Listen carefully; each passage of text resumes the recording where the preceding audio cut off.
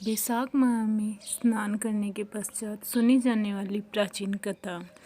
एक राजा था। वह वैसाख माह में प्रतिदिन ब्रह्म मुहूर्त में उठकर गंगा जी में स्नान करता था। राजा का आदेश था कि मुझसे पहले गंगा जी में कोई भी स्नान नहीं करेगा। राजा जब गंगा जी में स्नान करने जाते तो उन्हें प्रतिदिन शांत जल के स्थान पर हिलता हुआ हलचल युक्त जल दिखता था। तो राजा को संदेह होता था कि निश्चय ही मुझसे पहले कोई प्रतिदिन गंगा जी में स्नान करता है। अतः राजा ने नदी के तट पर पहरेदार बिठा दिए। गंगा जी के तट पर एक वृक्ष था। उस पर एक बंदरिया रहती थी। वह प्रतिदिन राजा के स्नान करने से पूर्व स्नान करके वृक्ष पर चढ़कर बैठ जाती थी। इस प्रकार होते होते पूरा वैसाख व्यतीत हो गया, किंतु अंतिम दिन राजा के सिपाही ने देख लिया और उस बंदरिया को पकड़कर राजा के पास ले गए और कहा कि यह बंदरिया आपसे पूर्व प्रतिदिन गंगा जी में स्नान करती है। उधर राजा की प्रतिज्ञा थी कि यदि कोई भी स्त्री मुझसे पूर्व स्नान करती होगी तो मैं उससे विवाह कर लूँगा। इसलिए राजा को बंदरी के साथ विवाह करना ही पड़ा।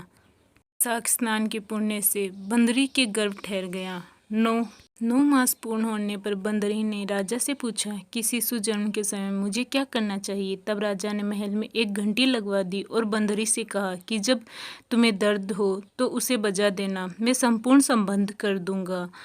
राजा की अन्य रानियां भी थी, उनकी कोई संतान नहीं थी। बांदरी को गर्भ है यह समाचार जानकर अन्य रानियां मन ही मन बांदरी से ईर्ष्या करने लगी और भावी संतान का नाश करने हेतु विभिन्न योजनाएं बनाने लगी।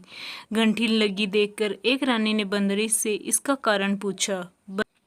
बंदरी ने संपूर्ण वृत्तांत बता दिया। रानी ने बहकाया कि एक बार घंटी बजाकर तो देख ले कि राजा आते हैं या नहीं। बंदरी ने घंटी बजाई तो राजा दौड़े दौड़े महल में आए और घंटी बजाने का कारण पूछा। इस पर बंदरी ने उत्तर दिया कि मैंने तो रानियों के कहने पर घंटी बजाई थी। तब रानियों ने राजा से कहा, यह तो पशु है और न जाने कितनी बार घंटी बजाएगी। इस प्रकार कहकर उन्होंने घंटी को हटवा दिया। कुछ दिनों बाद बंदरी के शिशु जन्म का समय आया तो उसने अन्य रानियों से पूछा कि मैं क्या करूं। तब रानी ने कहा कि तुम आंखों पर पट्टी बांधकर सो जाओ। बंदरी के वैसाख माह के स्नान के पुण्य प्रताप के रूप में एक सुंदर पुत्र हुआ। शिशु के जन्म होते ही उसके रोने से पूर्व ही रानियों ने उसे एक टोकरी में रखकर दासी को दे दिया और आदेश दिया कि इसे नदी में बहाकर जाओ और उस शिशु के स्थान पर एक पत्थर रख दिया। राजा को भी कहलवा दिया कि बंदरी ने एक पत्थर को जन्म दिया है। राजा ने सुना तो उन्होंने भी संतोष कर लिया है कि जब दूसरी रानियों की संतान नहीं है तो यह तो बंदरी है, इसके क्या संतान होगी। उधर दासी ने उस सुंदर शिशु को नदी में न बहाकर कुम्हार के खद्दड़ में रख दिया। दूसरे दिन कुम्हार कुम्हारिन खद्दड़ में आए तो वहाँ एक सुंदर शिशु को रोते हुए देखा। कुम्हार और कुम्हारी भी निसंतान थे। उन्होंने उस शिशु को अपने लिए भेजी गई भगवान की भेंट माना और बड़े प्रेम से शिशु का लालन पालन करने लगे। कुछ बड़ा होने पर बालक को यह ज्ञात हुआ कि वह रानी बंदरी का पुत्र है, जिसको रानियों ने मरवाना चाहा था। एक दिन वह बालक कुम्हार के अपने बनाए हुए मिट्टी के हाथी घोड़े लेकर पनघट पर जा बैठा और दासियों को देखकर कहने लगा कि आओ रे मेरे मिट्टी के हाथी घोड़े पानी पियो। जब दासियों ने यह बात सुनी तो वह हंसने लगी और बोली, अरे मूर्ख, कभी मिट्टी के हाथी घोड़े भी पानी पीते हैं क्या। इस पर उस बालक ने कहा कि कभी बंदरी के भी पत्थर जन्म लेता है। उस बालक की यह बात दासियों ने जाकर महल में कही। तब रानी ने दूसरे दिन विष मिलाकर लड्डू भेज दिए। ईश्वर की कृपा से लड्डू गोंद और बादाम के हो गए और उन लड्डू को खाने से उस लड़के की मृत्यु नहीं हुई। यह समाचार दासी ने रानी को कहा और रानी ने राजा से कहकर कुम्हार को देश निकाला दिलवा दिया। अब कुम्हार वन में रहने लगा। तत्पश्चात अगले वर्ष चैत्र माह में गणगौर माता के पूजन का दिन आया तो वह बंदरी का पुत्र 108 करवे और 108 गोली लेकर तथा घड़े में पानी भरकर बगीचे के बाहर बैठ गया। उधर राजा की ओर साहूकार की पुत्रियां गणगौर बनाने के लिए मिट्टी लेने के लिए आई तथा बगीचे में खेलते हुए और झूलने लगी। इस कारण कुछ समय बाद उन्हें प्यास लगी। तब उन्होंने उस बंदरी के पुत्र से जल पिलाने के लिए कहा, तो उस बालक ने उत्तर दिया कि मेरे पास एक गोली है, उसे खाते जाओ और मेरी चारों ओर फेरे लगाते जाओ, तब मैं तुम्हें जल पिलाऊंगा।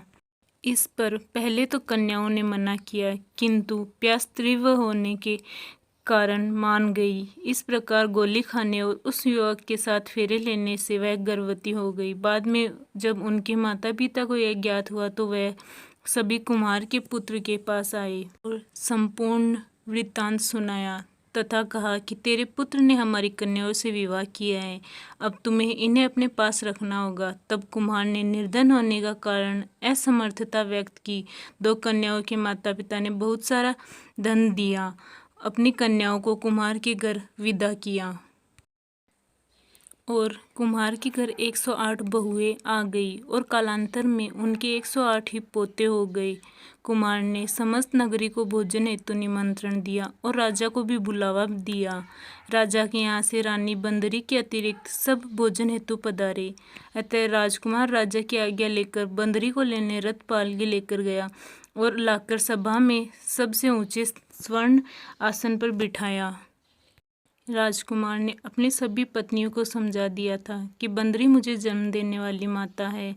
एक एक बहू रानी बंदरी के चरण स्पर्श करती गई और एक एक सोने का सिक्का और पोते को गोद में देती गई। जब राजा और अन्य रानियों ने यह सब देखा तो कुम्हार के पुत्र से इसका कारण पूछा। रानियों को तो संदेह होने लगा कि यह अवश्य ही बंदरी का पुत्र है, इसलिए रानी और उठकर राजा को कहने लगी, कुम्हार के पुत्र ने हमारा अपमान किया है और बंदरी का सम्मान किया है, अतः हम लौट कर जा रही हैं। इधर राजा को पुत्र के जन्म का संपूर्ण रहस्य ज्ञात हो गया था, इसलिए उन्होंने रानियों को देश निकाला दिया और अपने सभी पुत्र वधू एवं पौत्रों को लेकर महल में आया और राजकुमार का राजतिलक हुआ। कुम्हार कुम्हारिन को राजकुमार ने महल में रहने के लिए निवेदन किया, किंतु वह नहीं माने। तब राजा ने उन्हें ढेर सारा धन दिया। वैशाख स्नान का इतना महत्व है तो सबको वैशाख स्नान करना चाहिए। बंदरी ने वैशाख स्नान किया तो उसे राजा का राज्य, पुत्र, बहुएं आदि प्राप्त हुए हैं। ईश्वर जैसे बंदरी को पुण्य मिला, इस प्रकार हमें भी पुण्य देना। जय हो बैकुंठ धाम की।